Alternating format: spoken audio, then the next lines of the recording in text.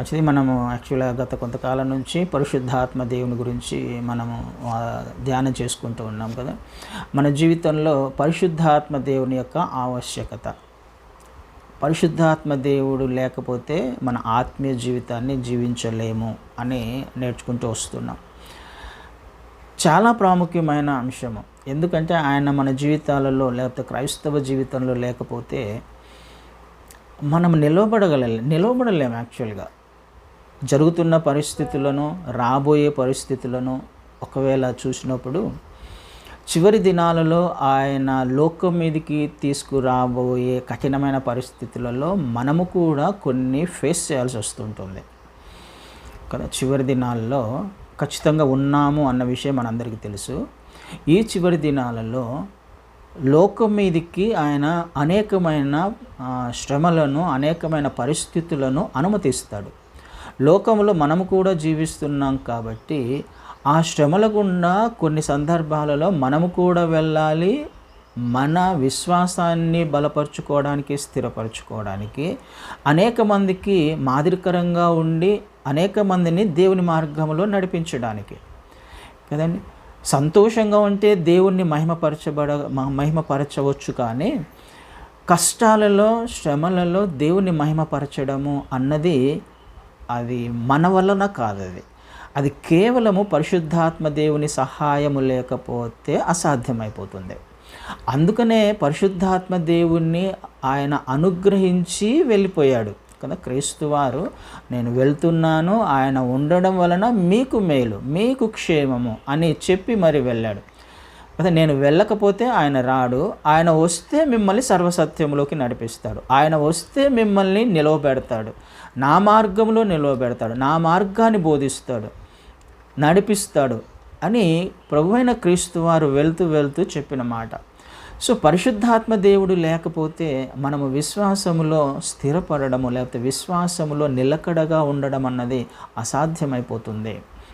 కాబట్టి పరిశుద్ధాత్మ దేవుని సహాయము క్రైస్తవ జీవితంలో చాలా చాలా చాలా ప్రాముఖ్యమైన అంశము. ఆ విషయాలనే మనము నేర్చుకుంటూ వస్తున్నాం గత కొంతకాలం నుంచి కూడా. అయితే పరిశుద్ధాత్మ దేవుణ్ణి మరి నేను పొందుకున్నానా లేదా అన్న విషయం కూడా మనము పరీక్ష చేసుకోవాల్సిన అవసరము ఖచ్చితంగా ఉంది కదా. ఏ విధంగా నేను పరిశుద్ధాత్మ దేవుణ్ణి పొందుకున్నానో నాకెలా తెలుస్తుంది? లేకపోతే ఏ విధంగా నేను ఆయనను సంపాదించాలి? ఏ విధంగా ఆయన ఉన్నాడు నాలో అని నేను ఏ విధంగా గ్రహించాలి కదా. ఈ విషయాలను కూడా మనం నేర్చుకుంటూ వస్తున్నాం. ఒకవేళ దానిని మనం సంక్షిప్తంగా మళ్ళీ మనం నేర్చుకోవడానికి ప్రయత్నం చేస్తే, మొదటగా పరిశుద్ధాత్మ దేవుణ్ణి పొందుకోవాలి అని అంటే ఆశ ఒకటి ఉండాలి, డిజైర్ కదా. నేను పరిశుద్ధాత్మను పొందుకోవాలి.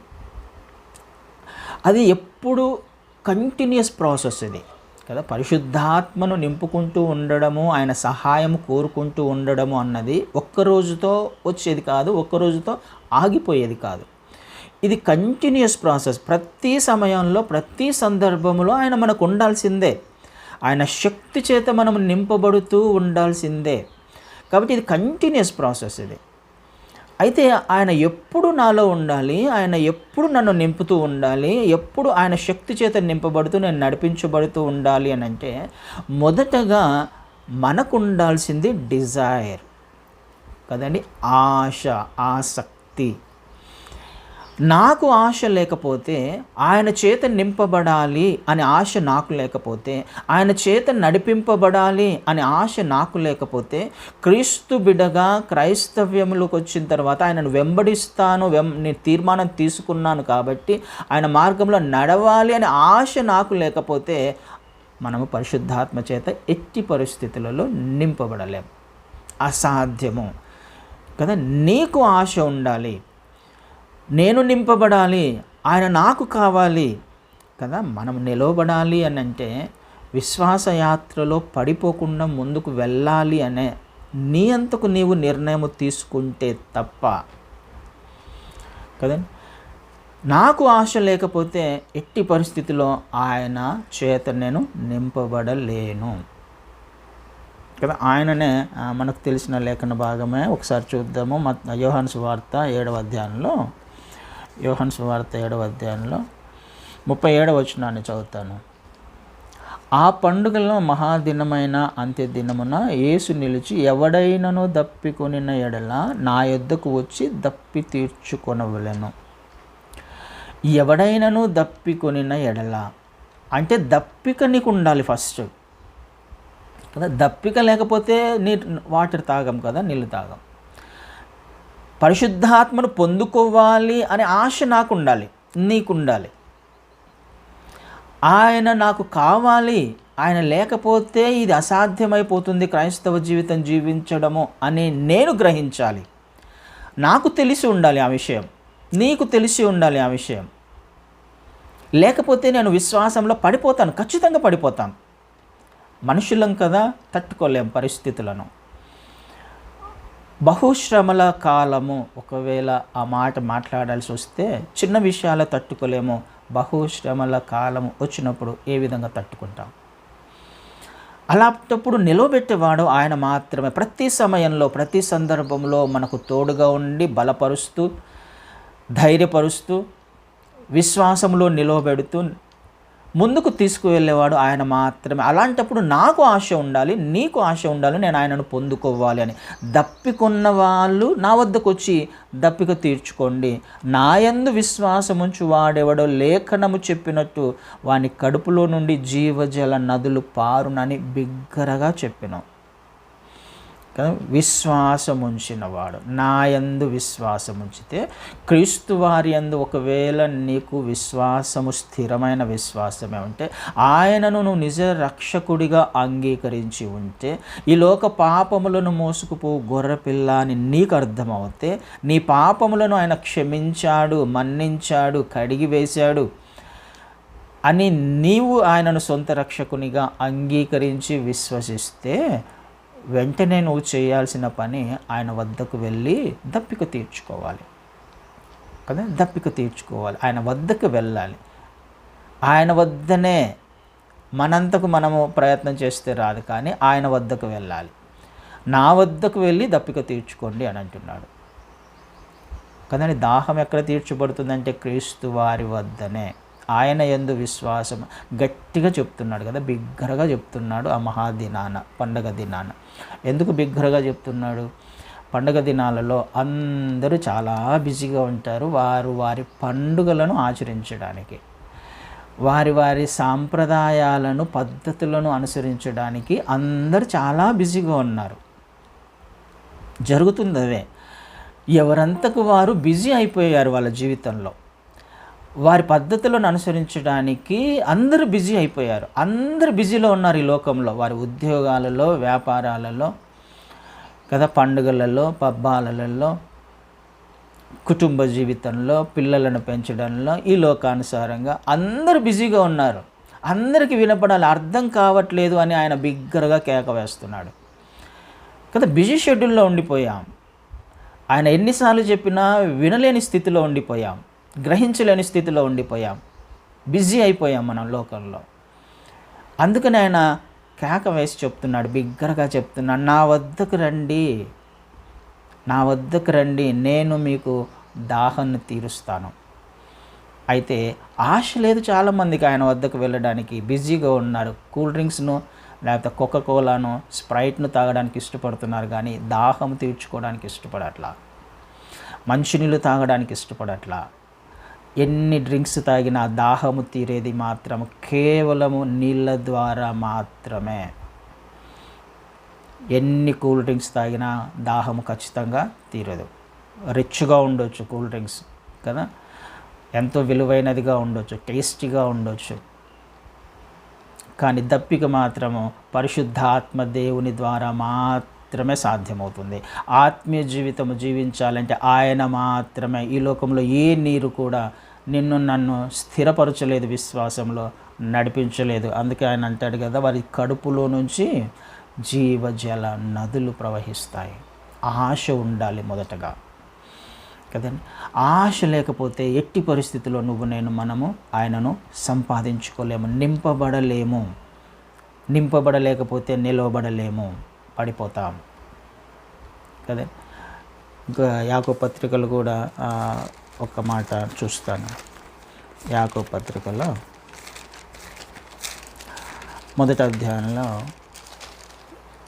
ఇక్కడ జ్ఞానం గురించి రాయబడినప్పటికీ అక్కడ ఒక మాట చెప్పడానికి ప్రయత్నం చేస్తాను. మొదటి అధ్యాయం 5వ వచనంలో, మీలో ఎవనికైనాను జ్ఞానము కొదువగా ఉన్న ఎడల అతడు దేవుని అడగవలెను, అప్పుడు అది అతనికి అనుగ్రహించబడును. ఆయన ఎవనిని గద్దింపక అందరికీ ధారాళముగా దయచేయువాడు. అయితే అతడు ఏమాత్రమును సందేహింపక విశ్వాసముతో అడగవలెను. సందేహించువాడు గాలి చేత రేపబడి ఎగిరిపడు సముద్ర తరంగమును పోలియుండును. అట్టి మనుషుడు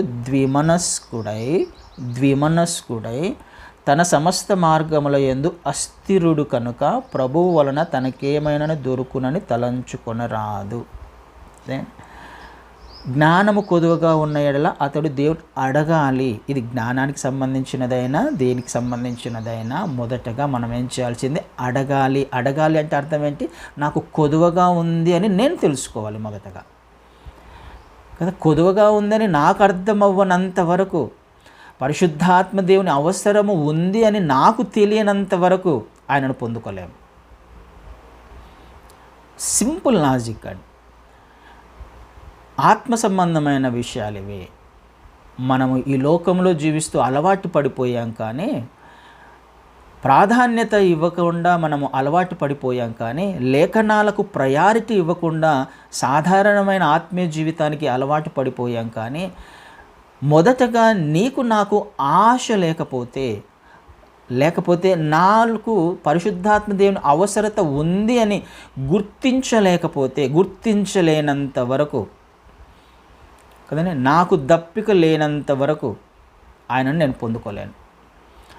నాకు జ్ఞానము లేదు అని గ్రహించినంత వరకు నేను ఆయనను పొందుకోలేను కదా. అలా ఆశ లేకుండా ఆయన వద్దకు వచ్చి ఏదో పొందుకుంటాను, ఏదో కావాలి ఆయన వద్దగా కదా, ఏదో పొందుకుంటాను. అందుకనే ద్విమనస్కులై, మనకు ఆశ లేదు, ఈ లోకంలో విషయాల మీద బిజీ అయిపోయాం, కానీ మళ్ళీ ఆయన వద్దకు వచ్చినప్పుడు ఏదో ఫార్మాలిటీగా వచ్చి అడిగితే అది అనుగ్రహించబడదు.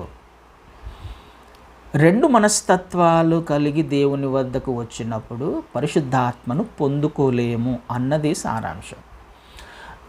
కేవలం 100% డిజైర్ నీకు ఉండాలి, ఆశ ఉండాలి, లోకంలో బిజీగా ఉండకూడదు. రెండు మనస్తత్వాలు ఉండకూడదు. అలాంటప్పుడు ఆయన చేత నింపబడి శక్తిని పొందుకునే అవకాశం ఉంది. మొట్టమొదటిగా గమనించాల్సింది నీకు ఆశ ఉందా లేదా అన్నది నీ అంతకు నువ్వు పరీక్షించుకో. రెండవదిగా ఆయన వాగ్దానాలని మనం నమ్మాలి మొదటగా కదండి. ఆయన నమ్మకమైన దేవుడు, నమ్మకమైన వాగ్దానాలను చేశాడు. ఆయన వాగ్దానం చేసిన వాడు నమ్మదగినవాడు, నెరవేర్చగల సమర్థుడు అని నమ్మాలి మొదటగా. నాకు ఆశ ఉండాలి ఆయన నేను పొందుకోవాలని. తర్వాత దేవుని వాగ్దానాలను గురించిన నమ్మకం నాకు ఉండాలి, సందేహం లేని నమ్మకం నాకు ఉండాలి కదండి. ఈ వాగ్దానాలను స్వతంత్రించుకునేలా చేయగల సమర్థుడు ఆయన. వాగ్దానం చేసిన తర్వాత ఆయన వెనక్కి తీసుకోడు కదా ఏ వాగ్దానమైనా కదా. ఇప్పుడు చూసిన ఈ 2 లేఖన భాగాలలో ఆయన ధారాళంగా ఇవ్వడానికి ఇష్టపడుతున్నాడంటే అర్థం ఏంటి? ఆయన వాగ్దానం అది, ఆయన ఇవ్వడానికే రెడీగా ఉన్నాడు. నా దగ్గరికి వచ్చి దప్పిక తీర్చుకోండి అంటే అర్థం ఏంటి? కడుపులలో జీవజల నదులు అంటే కిందికి వచ్చినప్పుడు తాను పొందబో ఆత్మ గురించే మాట్లాడతాడు. ఆ సందర్భం ఆత్మ గురించినే, ఆత్మదేవుని గురించినే కదండి. ఆయన వద్దకు వెళ్ళినప్పుడు, ఆశతో వెళ్ళినప్పుడు ఇస్తానని కదా అర్థం. ఆ వాగ్దానం అర్థం కావాలి మనకు. మొదట నీకు ఆశ ఉండాలి, ఆయన ఇస్తాడు అనే నమ్మకం ఉండాలి, ఆయన వాగ్దానం మీద నమ్మకం ఉండాలి, ఆయన వాగ్దానముల గురించిన కనీసం జ్ఞానము, అవగాహన మొదటగా మనకు ఉండాలి. ఆయన నమ్మదగిన వాడు, ఖచ్చితంగా చేయ సమర్థుడు. వాగ్దానాలన్నీ అవును ఆమెను అన్నట్టుగా ఉన్నాయి. సున్నా అయినా పొల్లు అయినా తప్పిపోదు. భూమి ఆకాశాలు గతించిపోతాయి కానీ ఆయన మాట గతించిపోదు. దీని మీద నాకు నమ్మకం ఉండాలి, ఆయన వాగ్దానం మీద నాకు నమ్మకం ఉండాలి. ఈ నమ్మకం లేకపోయినా మనం పొందుకోలేము పరిశుద్ధాత్మను కదండి. లేఖనాలను జాగ్రత్తగా గమనించాలి, అర్థం చేసుకోవాలి, అన్వయించుకోవాలి. అప్పుడు ఆయన మన జీవితంలో కార్యం చేయడానికి ఇష్టపడుతున్నాడు కదండి. మరి మనకు ఆశ ఉందా లేదా అన్నది ఒకసారి పరీక్షించుకోవాలి.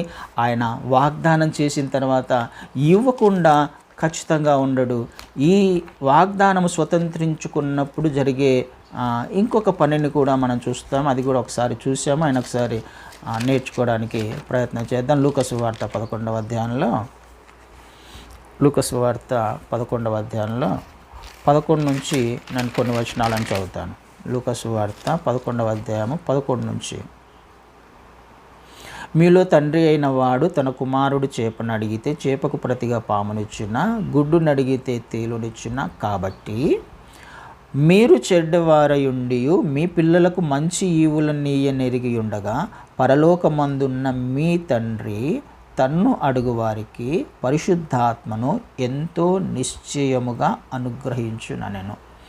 ఎంతో నిశ్చయముగా, షూర్గా కదండి, షూర్గా, ఎంతో నిశ్చయముగా పరిశుద్ధాత్మ దేవుడిని అనుగ్రహిస్తాడు.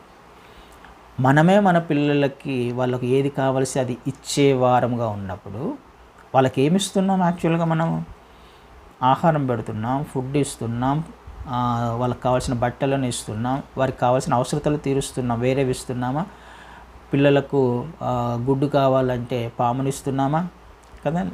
మనమే ఈ లోకంలో ఉన్న మనమే నమ్మకంగా జీవించినప్పటికీ, చెడ్డవారమైనప్పటికీ మన పిల్లల పట్ల ఇంత శ్రద్ధ కలిగి వాళ్ళ అవసరతలు తీరుస్తున్నప్పుడు మనము ఒకవేళ ఆయనను అడిగితే, అంటే నాకేం కావాలి, ఏమడగాలి అని అంటున్నాడు ఆయన.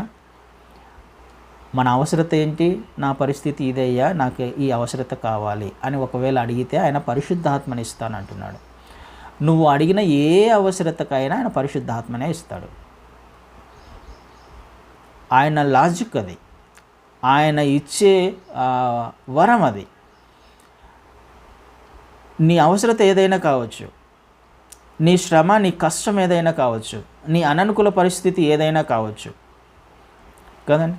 అది ఆర్థిక ఇబ్బందా, అనారోగ్యమా, కుటుంబ సమస్యనా, నా కుటుంబంలో ఈ సమస్య ఉందయ్యా అని ఆయన వద్దకు వెళ్ళి అడిగితే నేను పరిశుద్ధాత్మని ఇస్తాను అని అంటాడు. నాకు ఆర్థిక ఇబ్బందులు ఉన్నాయ్యా, నాకు ఇది కావాలి, ఈ పరిస్థితి తట్టుకోలేకపోతున్నాను అని అంటే నేను నీకు పరిశుద్ధాత్మని ఇస్తాను అని అంటాడు. నాకు అనారోగ్యంగా ఉందయ్యా, నాకు ఈ పరిస్థితి నుంచి బయటికి తీసుకురమ్మంటే నీకు పరిశుద్ధాత్మని ఇస్తాను అని అంటాడు. అంటే అర్థం ఏమవుతుంది మనకి? ప్రతి పరిస్థితికి సమాధానము పరిశుద్ధాత్మదేవుడు. అంటే ఆ పరిస్థితులలో నువ్వు ఎలా ప్రవర్తించాలి, ఎలా వెళ్ళాలి, వెంటనే అన్ని తీసివేయడు ఆయన. ఫస్ట్ ఆత్మనిచ్చి, ఆయన ఆత్మనిచ్చి, పరిశుద్ధాత్మనిచ్చి నువ్వు ఏ విధంగా ప్రవర్తించాలి, ఏ విధంగా వెళ్ళాలి, ఏ విధంగా విశ్వాసంలో స్థిరంగా ఉండాలి, ఏ విధంగా నిలవబడాలి అన్నీ నేర్పించడానికి ఇష్టపడుతున్నాడు. ఇది మనం అర్థం చేసుకోవడానికి ప్రయత్నం చేయాలి. ఆ పరిస్థితులలోనే నువ్వు ఏ విధంగా నిలవబడగలవని నీకు నేర్పించడానికి ఇష్టపడుతున్నాడు ఆయన. ఆ విషయం ఎట్లా నేను ఎలా చెప్తున్నాను, నేను చెప్పట్లా. అదే సందర్భంలో పైకి వెళ్తే అర్థమైపోతుంది మనకి. 5వ వచనం నుంచి చూస్తే అర్థమైపోతుంది. దేనికైనా ఆయన పరిశుద్ధాత్మని ఇస్తాను అంటున్నాడు. ఎందుకు ఇస్తానంటున్నాడు? పైకి వెళ్ళినప్పుడు 5వ వచనాల నుంచి చూస్తే ఈ విషయం మనకు తెలుసు కదా. ఒక స్నేహితుడు, మీలో ఎవరికైనా ఒక స్నేహితుడు ఉండగా అతడు అర్ధరాత్రి వేళ ఆ స్నేహితుని యొద్దకు వెళ్ళి, స్నేహితుడా నాకు 3 రొట్టెలు బదులిమ్ము, నా స్నేహితుడు ప్రయాణము చేయుచు మార్గంలో నా యొద్దకు వచ్చి ఉన్నాడు, అతని పెట్టుటకు నా యొద్ద ఏమీ లేదని అతనితో చెప్పిన ఎడల అతడు లోపలనే ఉండి నన్ను తొందర పెట్టవద్దు, తలుపు వేసి ఉన్నది, నా చిన్న పిల్లలు నాతో కూడా పండుకొని ఉన్నారు, నేను లేచి ఇదంతా సందర్భం మనకు తెలుసు. ఒక స్నేహితుడు వచ్చాడు, ఒక స్నేహితుడి ఇంటికి అర్ధరాత్రి వేళ వచ్చాడు. ఆ వ్యక్తి దగ్గర పెట్టడానికి ఏం లేదు. పక్కలో ఇంటి దగ్గర ఇంకొక స్నేహితుడు ఉంటే ఈ వ్యక్తి వెళ్ళి, ఎప్పుడు? అర్ధరాత్రి వేళ ఈ వ్యక్తి వెళ్ళి పక్కింటి తలుపు తడుతూ, నా ఇంటికి స్నేహితుడు వచ్చాడయ్యా, కొద్దిగా ఏమన్నా 3 రొట్టెలు ఉంటే ఇస్తావా, ఆకలితో ఉన్నాడు. దీనికి కింద ఉన్న సందర్భానికి లింక్ ఏమన్నా ఉందా? ఇందాక దేవుడు చెబుతూ ఈ మాట అంటున్నాడు, నేను నీకు పరిశుద్ధాత్మని ఇస్తాను, అడగండి అటువలే అంటాడు. ఆ సందర్భాన్ని చెప్పి 9వ వచనంలో అటువలే, పైన ఉన్నదానికి దీనికి లింక్ ఉంది. ఆయన నేను ఎందుకు పరిశుద్ధాత్మని ఇస్తానంటున్నాడు, నీ అవసరతలో నేను పరిశుద్ధాత్మని ఎందుకు ఇస్తానంటున్నాడు అని అంటే ఈ సందర్భానికి లింక్ ఉంది.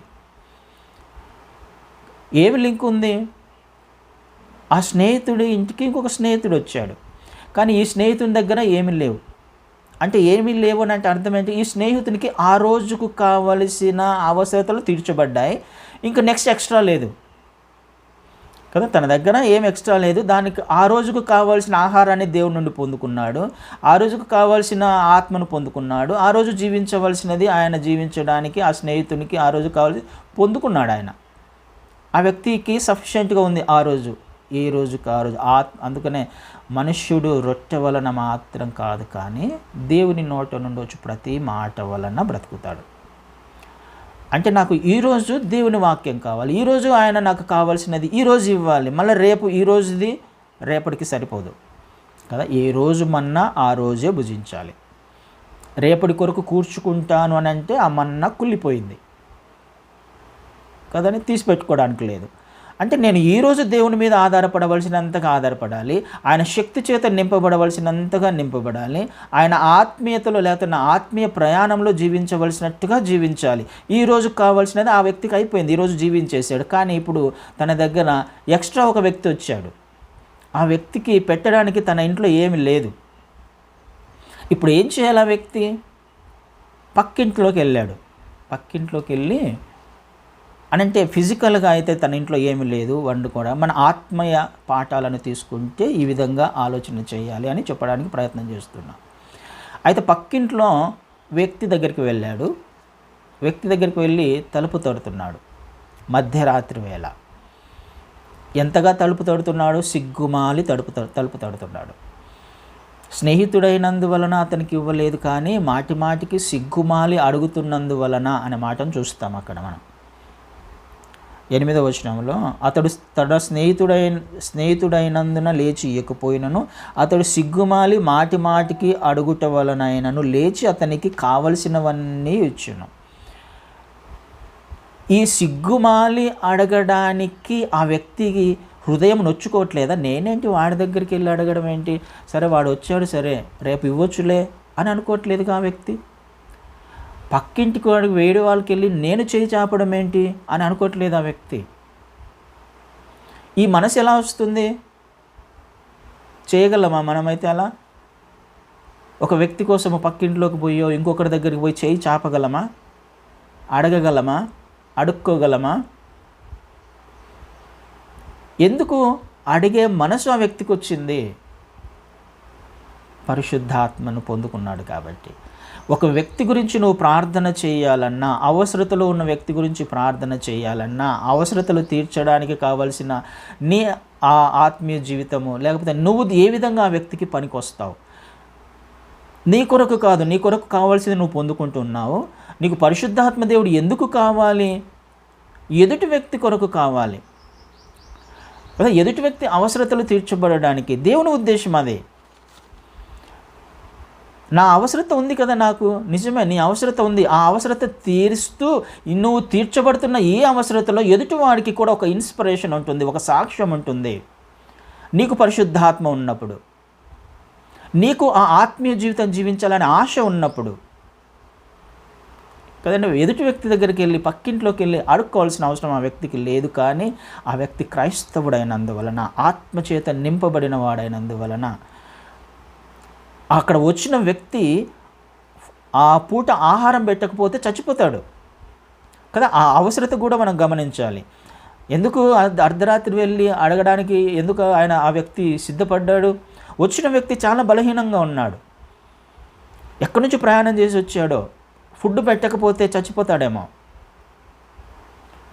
అంత అవసరతలో ఉన్నాడు. కాబట్టే అంటే ఎదుటి వ్యక్తి యొక్క అవసరతను గుర్తించే మనసు ఆత్మ లేకపోతే నీకు రాదు.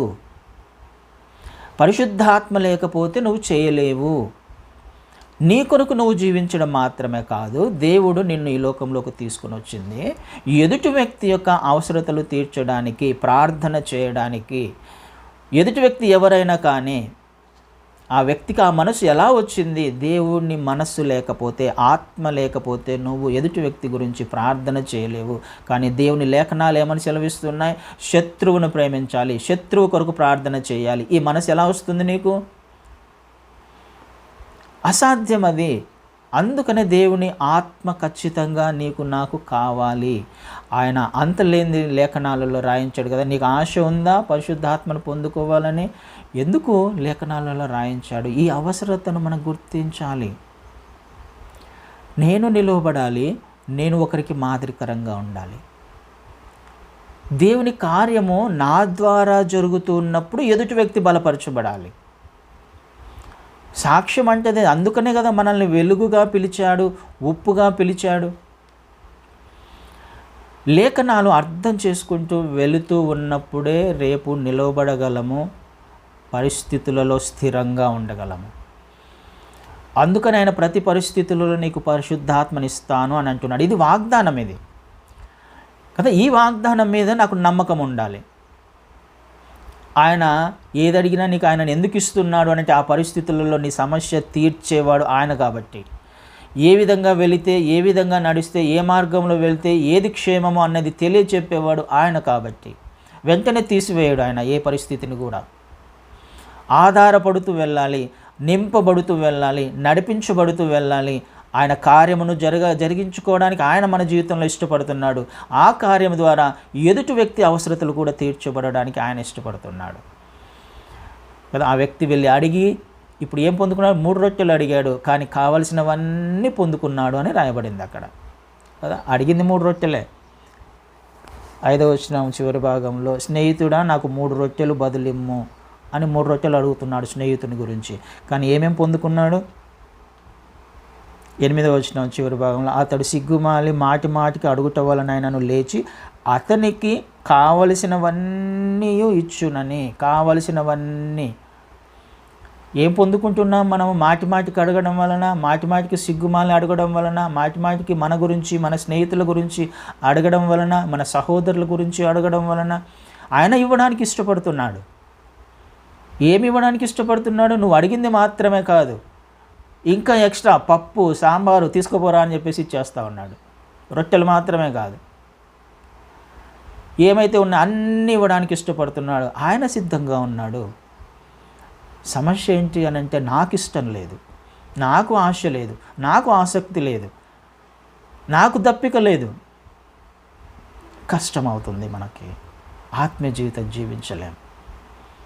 ఆలోచన చేయడానికి ప్రయత్నం చేద్దాం. పరిశుద్ధాత్మ దేవుని అవసరత, ఆయన లేకపోతే జీవించలేం. ఆత్మీయ జీవితం ముందుకు సాగదు, నిలవబడలేం. సమస్యలలో, పరిస్థితులలో, లోకం మీదకి రాబో శ్రమల కాలములో, చివరి దినాల్లో ఉన్నామనంటే అద్భుతాలు చేస్తాడని కాదు కదా. ఆయన అంత్య దినములలో అపాయకరమైన పరిస్థితులు రాబోతున్నాయి. ఈ అపాయకరమైన పరిస్థితుల్లో ఏ విధంగా నిలవబడతావు? ఏ విధంగా ఉంటావు?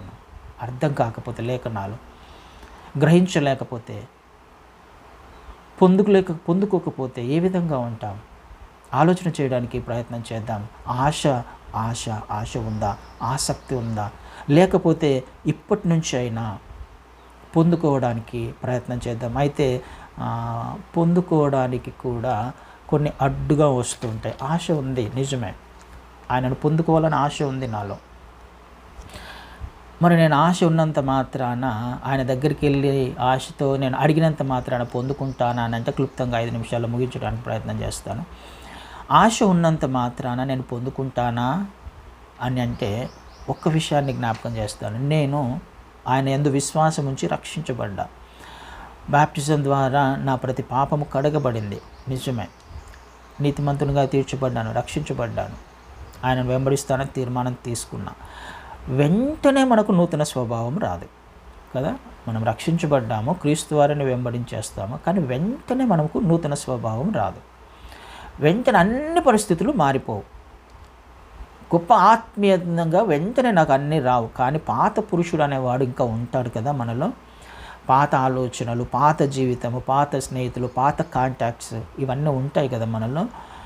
ఈ పాత జీవితాన్ని అలాగే ఉంచుకొని దాని పట్ల ఒకవేళ శ్రద్ధ చూపించే ప్రయత్నం చేస్తుంటే కూడా నీకు ఎంత ఆశ ఉన్నా నీ హృదయంలో పాపాన్ని పెట్టుకొని విడిచిపెట్టలేని వాటిని నువ్వు పెట్టుకుంటే కదా, విడిచిపెట్టలేని వాటిని కొన్ని అట్లాగే మన హృదయంలో పెట్టుకొని ఉంటాం, మన జీవితంలో పెట్టుకొని ఉంటాం. వదిలిపెట్టుకోవడానికి ఇష్టపడం, అంత తొందరగా వెళ్ళలేం, లేకపోతే అంత తొందరగా విజయము మనకు దాని మీద రాదు. కానీ ఆశ, దానిని కూడా మనం జయించాలనే ఆశనన్నా కనీసం ఉండాలి. అలా కాకుండా కొన్ని విషయాలను నేను పట్టుకొని ఉంటాను, అట్లే కొన్ని కాంటాక్ట్స్ని కొన్ని పట్టుకొని ఉంటాను, కొన్ని అనుభవాలను అట్లాగే పట్టుకొని ఉంటాను, కొన్ని పరిస్థితులలో ఆ విధంగా జీవించే ప్రయత్నం చేస్తుంటాను. ఏదన్నా కావచ్చు, అది మాట తీరే కావచ్చు, ప్రవర్తననే కావచ్చు, హృదయ స్థితే కావచ్చు. మన ప్రతి ప్రవర్తన ఆయనకు అంగీకారయోగ్యముగా ఉండాలి. అలా కాకుండా ఏదైనా నా జీవితంలో పాత విషయాలు, పాత పురుషుడు, పాత జీవితం అలాగే ఉండి దేవుని ఆశను నాకు ఆత్మను పొందుకోవాలని ఆశతో ఆయన వద్దకు వెళ్ళినా నేను పొందుకోలేను. ఎందుకు? నా హృదయంలో మలినాన్ని పెట్టుకొని ఆయన చేత నేను ఏ విధంగా, పరిశుద్ధాత్మ చేత ఏ విధంగా నింపబడతాను? కాబట్టి మొదటగా ఏం చేయాలి? రిపెంట్. ఆ విషయంలో క్లీన్ అయిపోవాలి. ఏదైతే నువ్వు ఇంకా నీ హృదయంలో ఉందో, ఆయనను పొందుకోలేకుండా చేస్తుందో దాని పట్ల నువ్వు వెంటనే రిపెంట్ అయిపోవాలి, వెంటనే పశ్చాత్తాపపడాలి, వెంటనే విడిచిపెట్టడానికి ఇష్టపడాలి, దానిని విడిచిపెట్టేసుకోవాలి, తప్పదు. ఆత్మచేత నింపబడాలి అని అంటే ఆశ ఉన్నప్పటికీ నీలో ఉన్న పాపమును బట్టి, నీలో ఉన్న ఇంకా పాత జీవితాన్ని విడిచిపెట్టలేని స్థితిని బట్టి ఆయన లోపల నింపబడలేడు కదా. మలినం ఉంటే ఆయన రాడు, నింపబడలేం కదా. ఆలోచన చేయడానికి అదొక కారణము. నేను ఆశ ఉండి కూడా పొందుకోకపోవడానికి ఒక కారణం అది. ఇంకొకటి, మనం రక్షించబడ్డాం, దేవుని మార్గంలోకి వచ్చాం, ఆయన కొన్ని ఆజ్ఞలు ఇచ్చాడు మనకి. ఆయన ఇచ్చిన వాటిని మనం నిర్లక్ష్యము చేసిన, ఉదాహరణకి యాకోబు పత్రికలోనే, యాకోబు పత్రిక 4వ అధ్యాయంలో 4వ అధ్యాయము 17వ వచనాన్ని చదువుతాను. యాకోబు పత్రిక 4వ అధ్యాయం 17వ వచనంలో, కాబట్టి మేలైనది చేయనెరిగియు అలాగు చేయని వానికి పాపము కలుగును. నేను క్రైస్తవునిగా మార్చబడిన తర్వాత మేలైనది ఏంటో దేవుడు నాకు బయలుపరిచాడు. నేను ఏం చేయాలో, సత్క్రియలు ఏం చేయాలో ఆయన నాకు బయలుపరిచాడు, నాకు ఆజ్ఞ ఇచ్చాడు, నన్ను జీవించమని చెప్పాడు. మేలైనది చేయనెరిగియు, నేను చేయాలి ఆ పని, కానీ అలా చేయకపోతే దానిని దేవుడు ఏ విధంగా చూస్తున్నాడు? పాపము అని అంటున్నాడు. ఇది నా బాధ్యత, ఇది నా అదే సత్క్రియలు కొన్ని మన కొరకు దాచిపెట్టబడ్డాయి అని చూస్తాము మత్తయి సువార్తలో కూడా. ఆ విషయం మనకు గలతీలకు రాసిన పత్రికలో కూడా చూస్తాం. ఒక్కసారి ఆ మాట చదువుతాను. గలతీలకు రాసిన పత్రిక 6వ అధ్యాయంలో చివరి వచనాల్లో, 6వ అధ్యాయము 9వ వచనాన్ని చదువుతాను. మనము మేలు చేయుట యందు విసుగక యుందుము, మనము అలయక మేలు చేసి తిమేని తగిన కాలమందు పంట కోతము. కాబట్టి మనకు సమయము దొరికిన కొలది అందరి ఎడలను, విశేషముగా విశ్వాస గృహమునకు చేరిన వారి ఎడలను మేలు చేయుదము, విసుగక మేలు చేయుదము. ఇది దేవుడు మనకు ఇచ్చిన ఆజ్ఞ. క్రైస్తవ్యంలోకి వచ్చాను, క్రీస్తుని వెంబడిస్తున్నాను అని అంటే నేను మేలు చేసేవాడిగా ఉండాలి. మేలు చేయడం అన్నది నా జీవితంలో క్రీస్తు వారు ఇచ్చిన ఆజ్ఞ. ఇప్పుడు నేను చేయాలి తెలిసి కూడా నేను చేయలేకపోతున్నాను అనుకో, ఈ పరిస్థితిలో వాళ్ళు వెళ్తున్నప్పుడు ఇలా ఉండాలి, ఇలా చేయాలి అని ఒకవేళ దేవుని గురించి, లేఖనాల గురించి, లేకపోతే నాకు తోచిన మేలు చేయలేని స్థితిలో నేనున్నాను అని అంటే నేను పాపం చేస్తున్నాను అని అర్థం. పాపం చేస్తున్నప్పుడు ఆయన చేత నేను నింపబడలేను కదా. ఆశ ఉన్నప్పటికీ మొదటగా ఆశ ఉండాలి, ఆశ ఉంది. అయితే అడ్డుగా వస్తున్నవి కూడా మనం గమనించాలి. ఎందుకు ఆయన చేత నేను నింపబడలేకపోతున్నా అంటే పాత జీవితంలో ఉన్న కొన్ని విషయాలను నేను విడిచిపెట్టుకోవడానికి ఇష్టపడట్లా. అలాంటప్పుడు పరిశుద్ధాత్మ చేత నింపబడలేము, నడిపించబడలేము. రెండవదిగా దేవుడు నాకు ఇచ్చిన కొన్ని ఆజ్ఞలు ఉన్నాయి, ఈ విధంగా జీవించమన్నాడు, ఈ విధంగా మేలు చేయమన్నాడు. మరి ముఖ్యంగా విశ్వాస గృహమునకు చేరిన వారి ఎడల కదా, విశ్వాసులలో నుంచి బయటికి వెళ్దాం కదా, మన చుట్టుపక్కల ఉన్న సహోదరులతోనే కదా మనకున్న కాంటాక్ట్స్ ఎక్కడెక్కడ ఉంటాయి కదా. మనకు తెలిసిన వారి మధ్యలో మనము ఏదైతే చేయగలిగి కూడా చేయలేకపోతే అది దేవుడు పాపంగా చూస్తున్నాడు. ఆ సమయంలో నువ్వు పరిశుద్ధాత్మ చేత నింపబడలేవు. ఈ రెండింటిని ఒకసారి చెక్ చేసుకుందాం. నేను కొలత లేని ఆత్మ చేత నింపబడాలి అనంటే, జీవజలు నదులు నా హృదయంలో నా జీవితంలో ప్రవహించాలి అనంటే, నేను పరిస్థితులలో నిలవబడాలి అనంటే ఈ విషయాలను ఖచ్చితంగా జ్ఞాపకం చేసుకోవాలి, చెక్ చేసుకుంటూ ఉండాలి. లేకపోతే నిలవబడలేం, లేకపోతే పొందుకోలేం కదా. మేలులు చేస్తూ వెళ్తూ ఉండాలి. నీ నోటీస్కి వచ్చిన ఏ విషయంలోనైనా నీకు తోచిన మేలులు చేయడం మాత్రమే దేవుడు మనకిచ్చిన ఆజ్ఞ. అది చేయకపోయినా అది పాపంగా దేవుడు చూస్తున్నాడు. అలాంటప్పుడు కూడా మనం ఆయనను పొందుకోలేం. కాబట్టి ఆలోచన చేయడానికి ప్రయత్నం చేద్దాం. ఏ విధంగా ఆయనను పొందుకోగలము అన్నది చూసాం, పొందుకోలేకపోవడానికి కారణాలేంటి అని చూసాం. ఈ రెండు చెక్ చేసుకుంటూ వెళ్తూ ఉండాలి అన్నది ముఖ్యమైన కారణం. అయితే ఆయన లేకపోతే మనం జీవించలేము అన్నది మన మైండ్లో ఫిక్స్ అయిపోవాలి. ఆయన అవసరత ఖచ్చితంగా ఉంది, ఆయన లేకపోతే ఏమీ చేయలేము. కాబట్టి వేరే ఆప్షన్ లేదు ఆయనను పొందుకోవడం తప్ప. ఆయనను పొందుకోవాలి అని అంటే ఈ విషయాలు నేను చెక్ చేసుకొని క్లియర్ చేసుకోవాలి. అప్పుడు మాత్రమే మనము ఆయన ఆత్మచేత నింపబడి నడిపించబడి అనేక మందికి మాదిరికరంగా సత్క్రియలు చేసేవారముగా ఆయనకు మహిమ వచ్చే విధంగా కదా. తండ్రి పరిశుద్ధాత్మనివ్వడానికి నిశ్చయంగా ఆయన ఇష్టపడుతున్నాడు. ఎందుకు ఇవ్వడానికి? మన కొరకు, ఆయన మహిమార్థమై కదండి. ఇది వాగ్దానం. ఇది నమ్మాలి, నమ్ముతూ ముందుకు వెళ్దాం. అనేక మందికి మాదిరికరంగా జీవించే ప్రయత్నం చేద్దాం. లోకంలోని అననుకూల పరిస్థితులలో స్థిరంగా నిలబడదాం. అనేక మందికి దేవుని నామమును ప్రకటించే విధంగా, సాక్షార్థమై జీవించే విధంగా దేవుడు మనల్ని అందరినీ వాడుకొనుగాక. ఆమేన్. అట్టి కృప దేవుడు మనందరికీ అనుగ్రహించునుగాక.